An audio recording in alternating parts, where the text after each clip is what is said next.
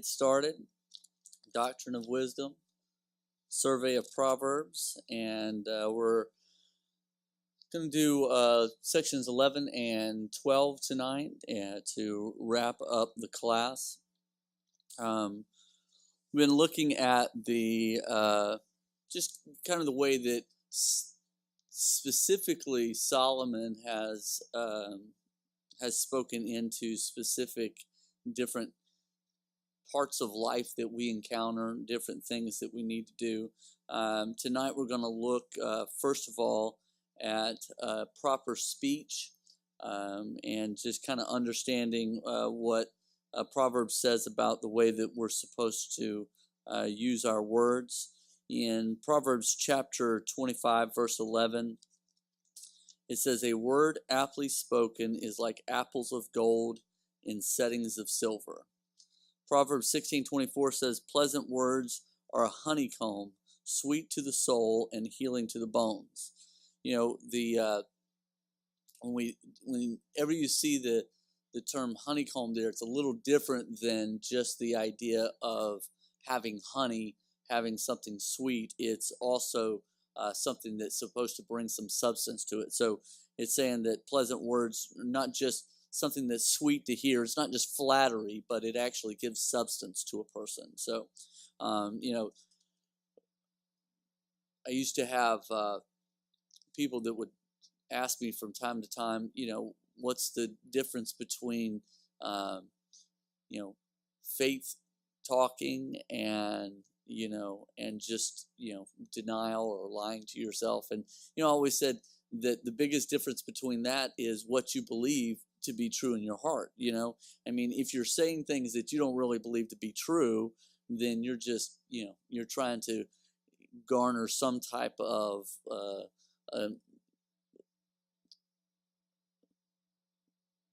separation from people being able to help you out or speak into your life or whatever the case is.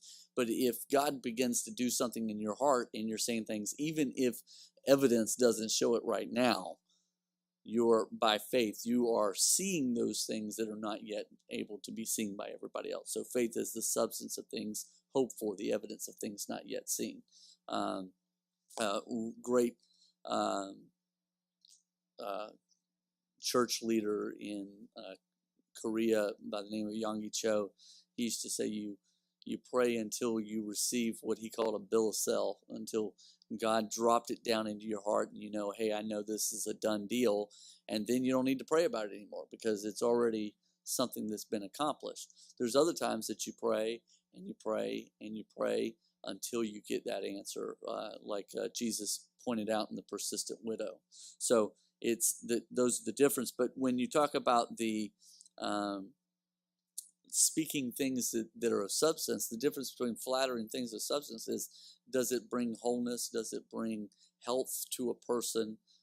We don't need to just say, oh, that's really nice, or, this is really good, unless it's something that's bringing life to a person. Dr. Jim spoke about last week the importance of the words that we speak, and not just allowing our words to fall off into some empty space, but understanding that we're created in the image of God. We're created with creative potential within us, and so we can speak life and we can also speak death. Proverbs 15, I'm going to look at several verses there in the beginning, and it talks about the difference between our words bringing life and our words bringing death. Proverbs 15:1 says, "A gentle answer turns away wrath, but a harsh word stirs up anger." 15:2 says, "The tongue of the wise makes knowledge acceptable, but the mouth of fools spouts folly." Proverbs 15:3 says, "The eyes of the Lord are in every place, watching evil and the good. A soothing tongue is a tree of life, but perversion in it crushes the spirit." 15:5 says, "A fool rejects his father's discipline, but he who regards proof is sensible." 15:6 says, "Great wealth is in the house of the righteous, but trouble is in the results of the wicked." And 15:7, "The lips of the wise spread knowledge, but the hearts of fools are not so." So, so many times when we think about our day in and day out, our conversations, and there's a lot of different um, scriptures in the Bible that talk about how we should talk to one another and how we should talk to other people, and that we should not speak harshly to people, and that we should speak words of life. James says that the healing, that out of the same river flows healing and death. But that we need to concentrate and focus those things. And the biggest thing for us to take away from Proverbs chapter 15 and the idea of proper speech is if we were to understand our words as seeds, and to understand that as those words go out, that they find some type of soil. The parable of the sower says that the sower sows the word, and some of it falls on rocky ground, some falls on thin soil, some falls on the road, some falls among thorns, but some finds good soil, and the ones that find good soil produces a crop, some 30, 60, 100 fold. What we have to understand is those words that are going out of our mouths are finding different types of ground. And so if we're speaking things that are contrary, if we're speaking things that are death, or we're speaking things that are hurtful, that those things too can find ground that's sometimes fertile. If you're speaking into somebody who's particularly wounded, then it's really quick for that to produce a fruit in their life of resentment and bitterness and things like that. So if we were to think about the fact that every time we open up our mouth, that seed is going out and going into the ground and producing a crop that we will then either enjoy the fruit of, or we will suffer the consequences of, I wonder how much we would hold our tongue instead of just letting it go. Solomon repeatedly emphasizes that the tongue can be a destructive or a healing force.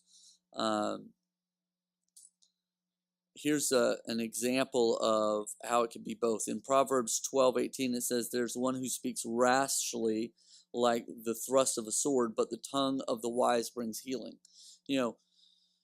As we've looked through the book of Proverbs, we understand that that at every doorway there's basically the voice of wisdom is crying out, but there's also deception and folly that's calling out. And so the question becomes, what will you listen to?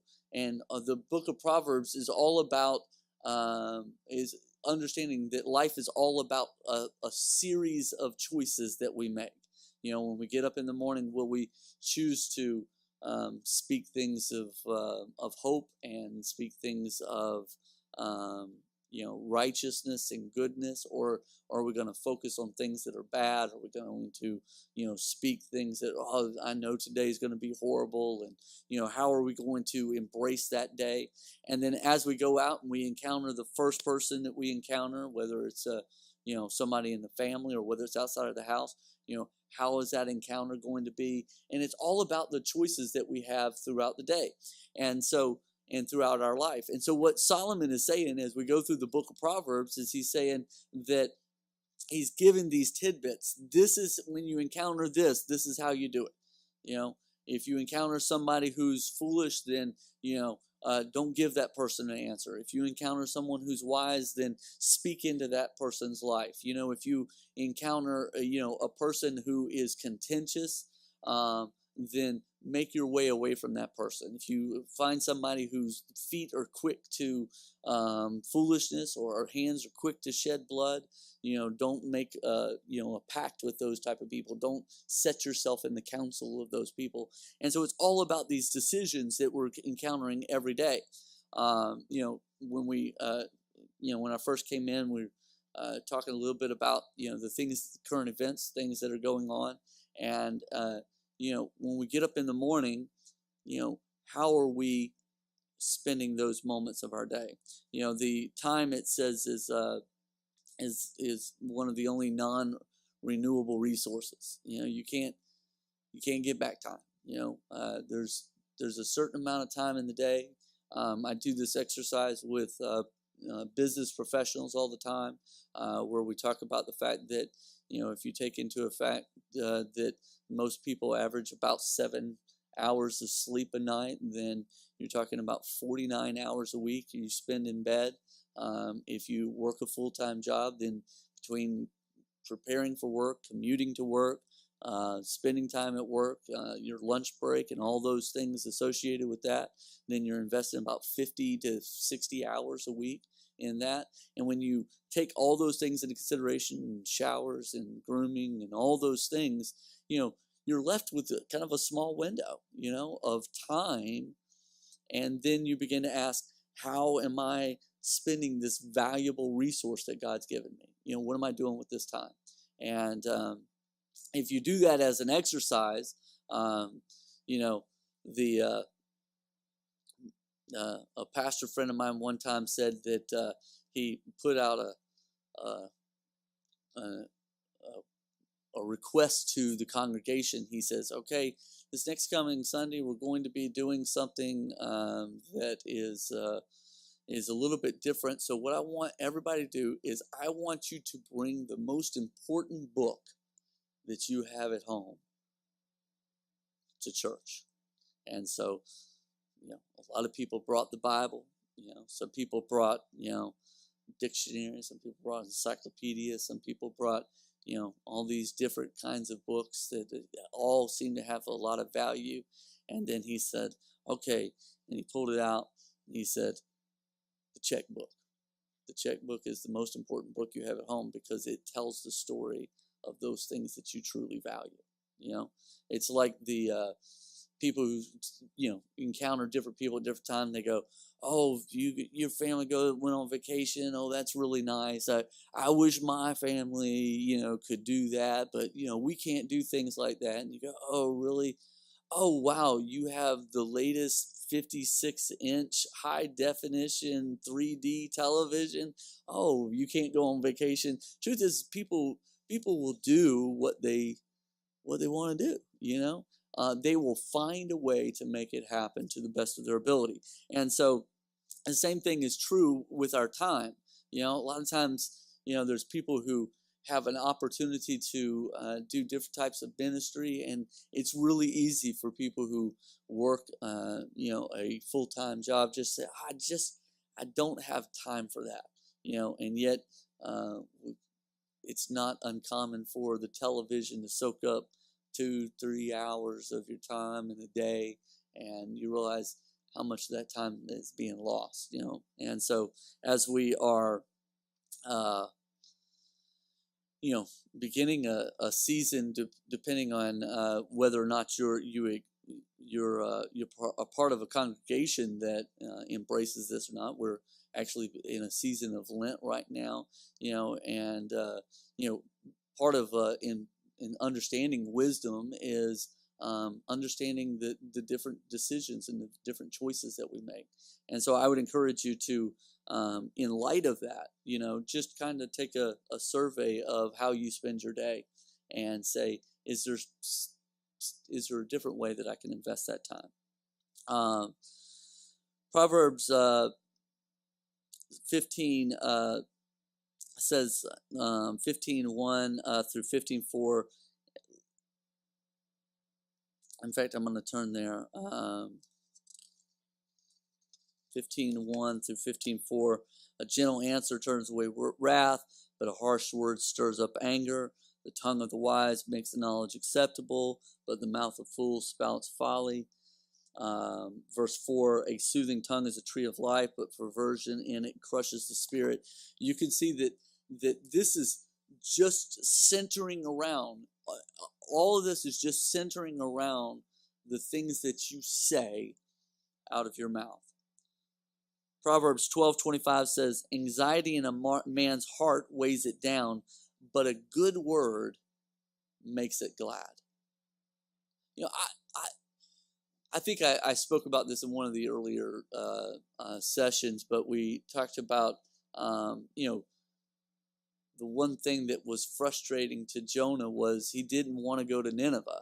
And the reason he didn't want to go to Nineveh is because he said, I know, God, you're gonna change your mind and you're going to let these people off, and so he went and he delivered the word, but he delivered the half the word, and that's the part of the problem that we have, is that people are quick to say what's wrong, but they're not offering the good news. And the good news is that there is a plan of reconciliation, that there is a opportunity for restoration, that there is a way that leads to life, that there is a pathway that can bring about health and bring about fulfillment and contentment. And so what Solomon is saying is, anxiety in a man's heart weighs it down, but a good word makes it glad. Proverbs 6:16-19 says, how much better is it to get wisdom than gold, and to get understanding is to be chosen above silver. The highway of the upright is to depart from evil. He who watches his way preserves his life. Pride goes before destruction, and a haughty spirit before stumbling. It is better to be humble in spirit with the lowly than to divide the spoil with the proud. So, as we listen to that, we understand that all of those things lead to the way that we encounter people and the things that we say.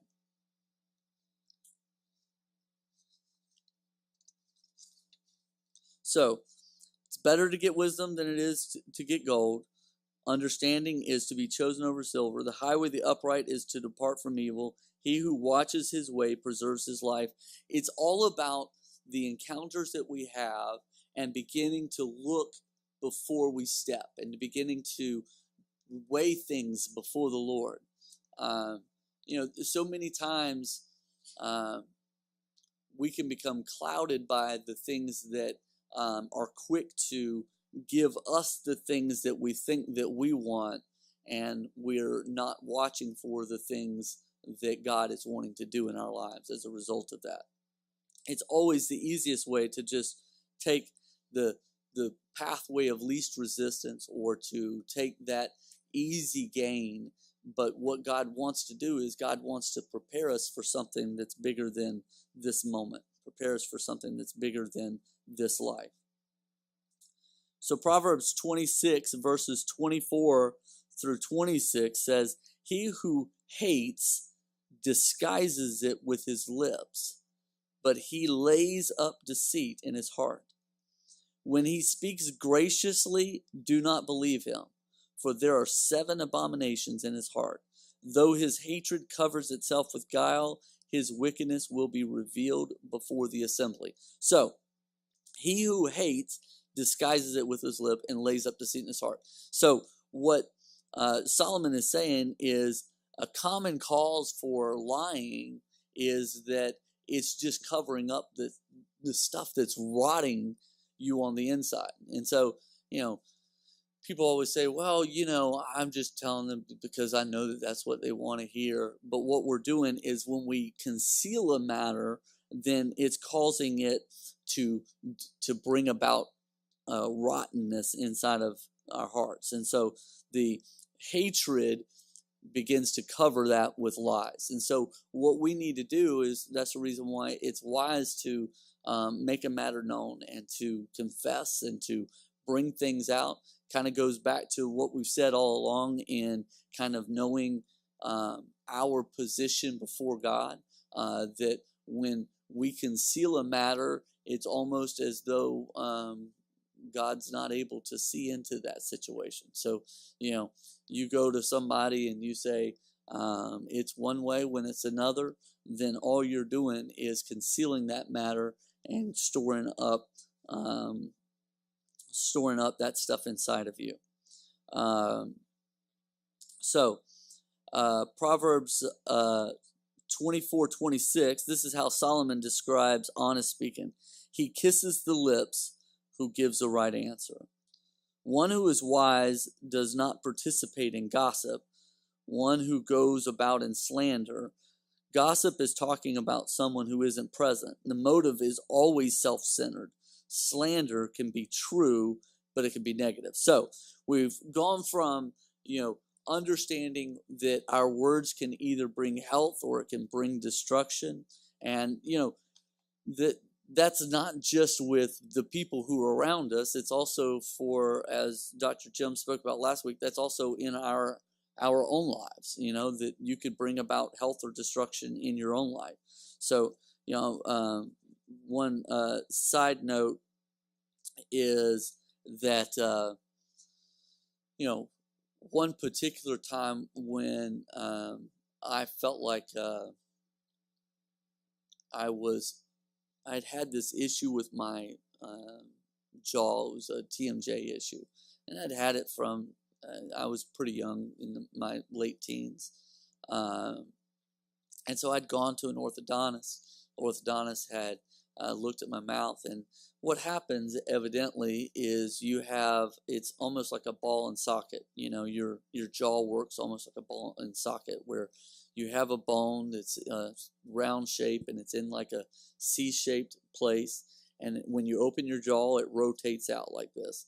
And if you have a certain overbite, or if there's certain things grinding that's been going on, things like that, then what can happen is over time it can wear down the edge of that bone, so that when you open your mouth, it locks open. And so that's what would happen to me, is that if I would yawn or something like that, my jaw would get locked open, and I would actually have to massage my jaw to get it closed, So I'd gone to the orthodontist and I'd spoken to the orthodontist, and he said, well, this is the issue.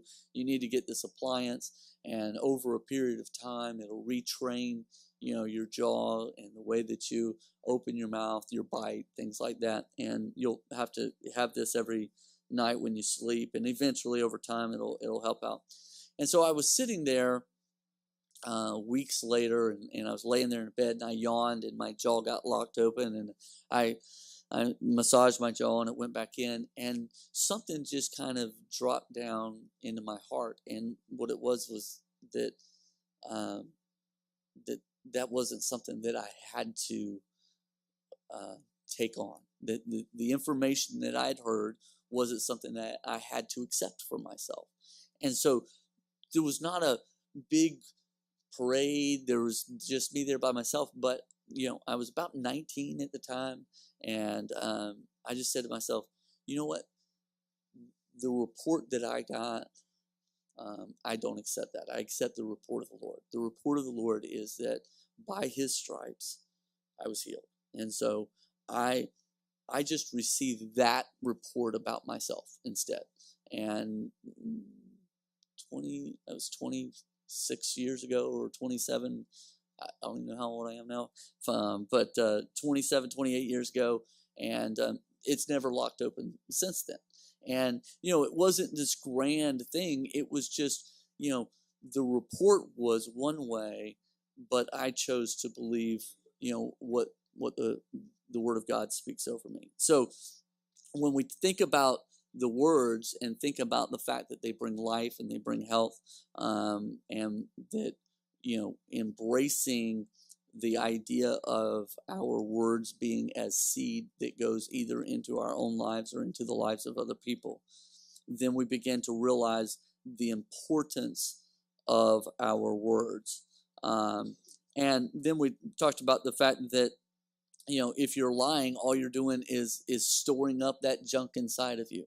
That it would be better for you to lay the matter out and be honest with yourself, and be honest before other people, so that at least that is flushed out and you can have peace. But for a person who that tells the truth, he kisses the lips who gives the right answer. So now we move on to the idea of gossip. And,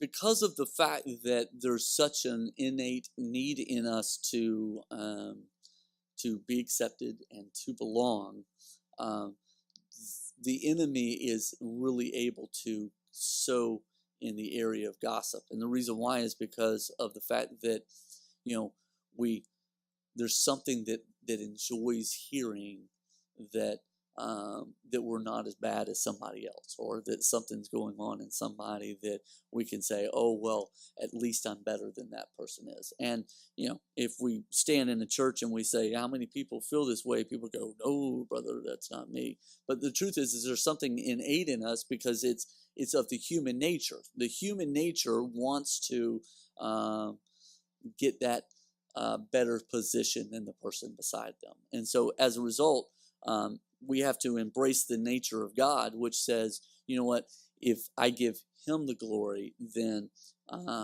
he will then in fact pour into me. So one who's wise does not participate in gossip. I always say to people that there's only two people that need to know the information about a situation. That is the person who's in the situation, or a person who can fix the situation. If you're not talking to one of those two people, then you need to keep those words to yourself. So, Proverbs 17:9 says, he who conceals a transgression seeks love, but he who repeats a matter separates intimate friends. Proverbs 11:13 says, keeping confidences is a sign of being trustworthy. So we see that there's a kind of a building there, that the best way to describe it is that we are stewards of everything that we come into contact with, and we are stewards of it as unto God. So we know that everything we do, we should do unto the Lord. But if we consider ourselves to be more stewards of everything that we are and everything that we have, then it'll change the way that we go about the things that we do in life. So, for example, if our words are not our own, they're God's, then how are we going to steward those words? If our time is not our own, it belongs to God, then how are we going to steward that time? If the people that we come into contact with are not our relations, but they're God's relations, then how are we going to steward those relationships? And so what Proverbs 11:13 says, that keeping confidence is a sign of being trustworthy. It's almost like if somebody entrusts you with a secret or entrusts you with private information, it's almost as though God has entrusted you with that private information. And how will you steward that information? If you keep confidences, then you will be considered trustworthy. So those are things about sharing those things and speaking those things. What about a person who just listens to it? Well, I'm not the one that's talking. I'm just in a passive position here. I just happen to be talking to Miss Susie Q, and this is what she said.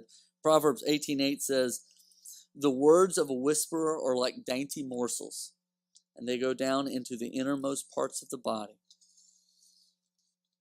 Proverbs 18:13 says, it is foolish to... Well, actually, let's go back and look at Proverbs 18:8.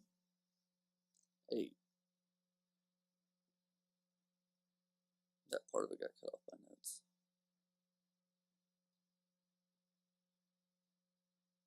So Proverbs 18:8 says, the words of a whisperer are like dainty morsels, and they go down to the innermost parts of the body.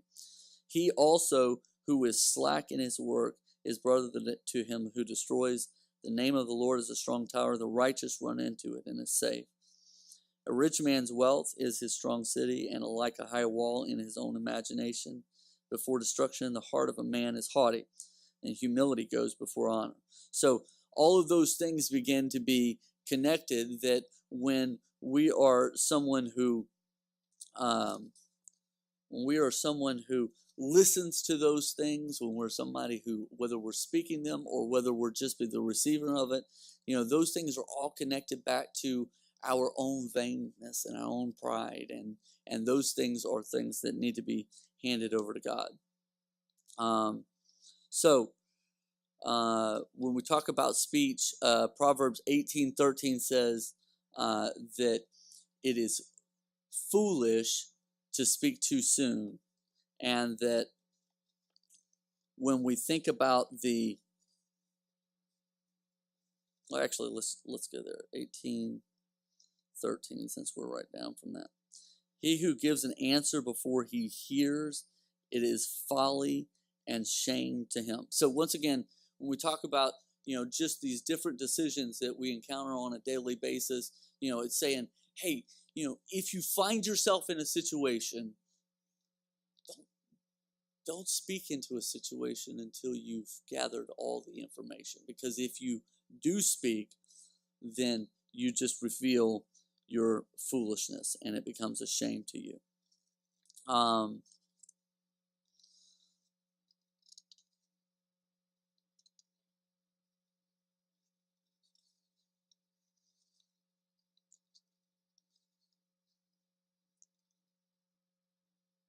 Next thing, which is closely connected to that, is emotions. So we go from what we're saying to the way that we're expressing our emotions. Solomon says that the wise man gives attention to his emotional state. Proverbs 15:13 says, a joyful heart makes a cheerful face, but when the heart is sad, the spirit is broken. 17:22 says, a joyful heart is good medicine, but a broken spirit dries up the bones. 18:14 says, the spirit of man can endure his sickness, but as for a broken spirit, who can bear it? So,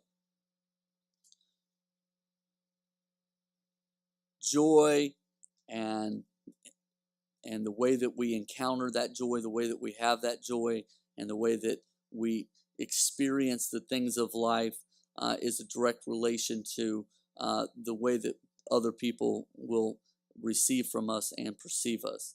Here's some things that Solomon says will add joy to your life. Proverbs 11 verse 10 says, run over there real quick. Proverbs 11:10 says, when it goes well with the righteous, the city rejoices, and when the wicked perish, there is joyful shouting. 12:20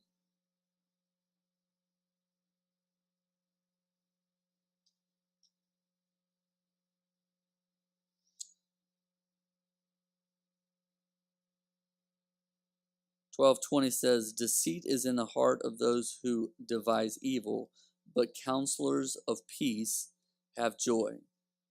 15:30 says, bright eyes gladden the heart, good news puts fat on the bones. So these are things that bring joy, and there's a difference between having the presence of peace and having the absence of conflict. Sometimes those things are confused. People just want to avoid conflict, and so as a result, they do things and say things that will avoid that conflict.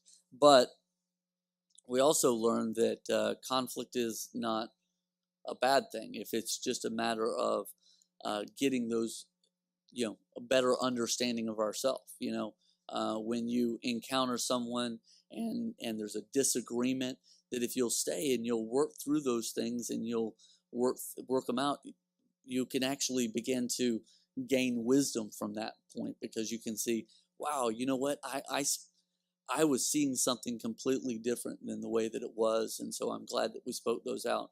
But what some people do in a mistake for wanting peace is they just give in and let people have their way, and as a result, it just festers for a later conflict that's now going to be much harder and be more likely to bring wounds to one of those people. So, it's the Proverbs 11:10. Where there is justice, it is well. When there is justice, it is well with the righteous, and the wicked get punished. That's just the nature of things. The nature of things is, I always say that, most people have gotten to a place where they understand that sometimes good things happen to bad people, sometimes bad things happen to good people. It's understanding the good things happen to bad people sometimes is the thing that really is hard to understand and hard to embrace. But if we understand that though those moments are frustrating, that those things are in the hands of God. Vengeance of mine, saith the Lord. So, what it comes down to when you think about the idea of the encounters that we have and being frustrated by certain situations or certain people is understanding a place of contentment. Proverbs chapter 14 says, "A tranquil heart is life to the body, but passion is rottenness to the bones." So that seems contrary to a lot of things that we hear, because you want to be passionate about something. But if you understand the Hebrew word kinya, it's a passion is something where it's unbridled emotion, that you're not able to contain yourself.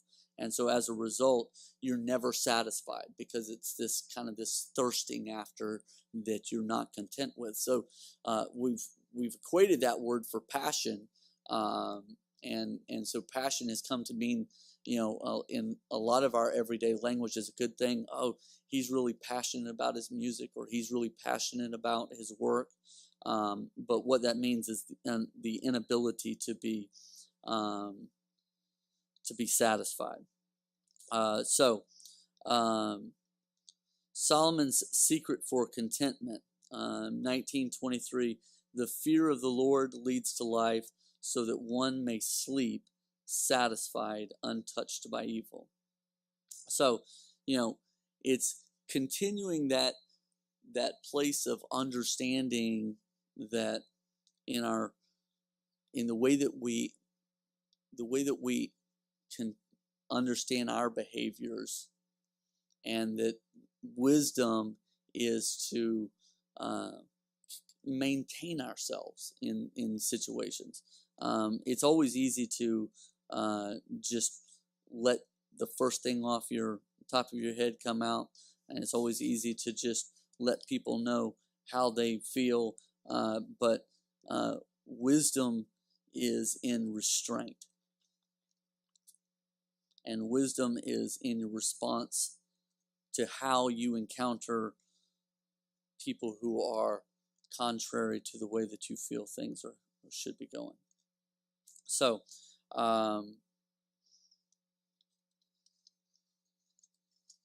when we think about our language and we think about our emotions, it's important that we understand that there's different behaviors that kind of feed the flesh side of us, and there's different behaviors that feed the spirit side of us, which continues to rest upon kind of how we perceive ourselves under God. John speaks about the fact that the things that really trip us up are the things that are associated with pride of life, and the flesh wanting to get ahead and wanting to have those things fed for themselves. And so as a result, when you encounter things like gossiping or slander, or whether it's lying or whatever the case is, it's typically to try to position ourselves in a more favorable place, instead of saying, if I lay these things before God, then God will put me in the place that he needs me to be. So some of those encounters can be jealousy, or it can be resentment, or it could be bitterness.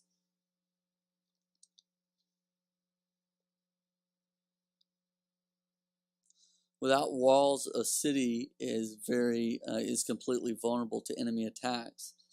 The ancients also considered broken walls to be a disgrace.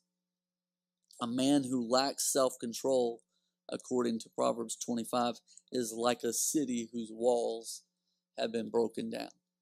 So, one verse that has always kind of had that a place in my life is the weapons of our warfare are not carnal, but they're mighty to the pulling down of strongholds.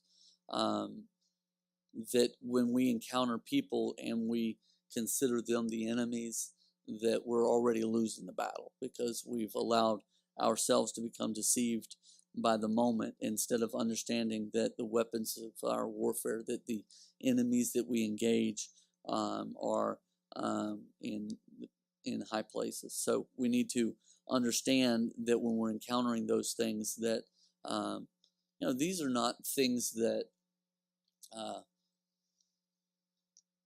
that we draw lines between our neighbor on. These are things that we take to the Lord and say, God, I know that you're trying to do something here. Position me. What are you trying to do through this situation?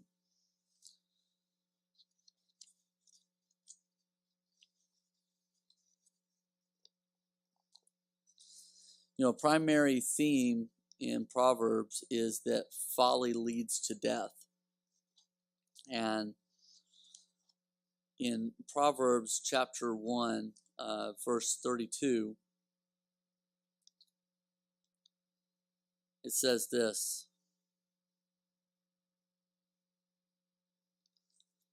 For the waywardness of the naive will kill them, and the complacency of fools will destroy them. But he who listens to me shall live securely, and will be at ease from the dread of evil. So, whenever we gather information, and the idea of wisdom is that as we encounter things, we're looking for the way that God would begin to open that situation up to us. And whenever we encounter those things and we begin to gather information in before we just react to them, then it begins to put us in a place where we can respond in a way that is wise, and in a way that brings health to the people around us and health to ourselves. And when we become complacent in the way that things are, then we become susceptible to the plots of the enemy to try to lead us down roads that would bring about things for ourselves instead of for the kingdom.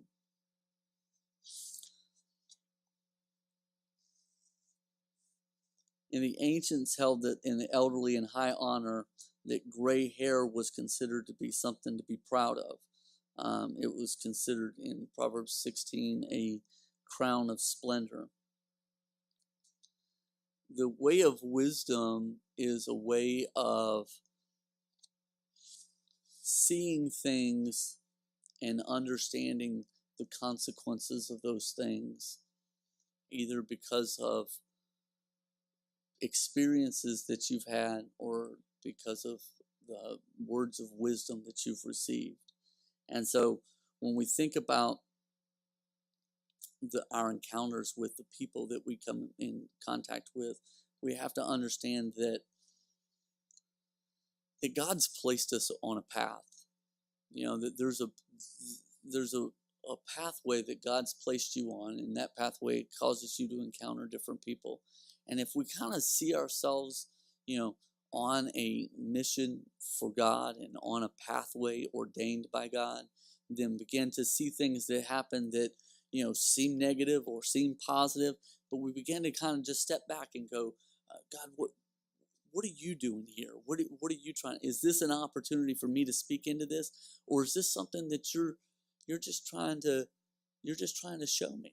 Then we begin to become spectators in this trip that God has you on, so that you can encounter and get the things that you need that God has in store for you, so that you can be properly prepared for the things that He will lead you to. So, we're going to go ahead and take this moment to take a step away.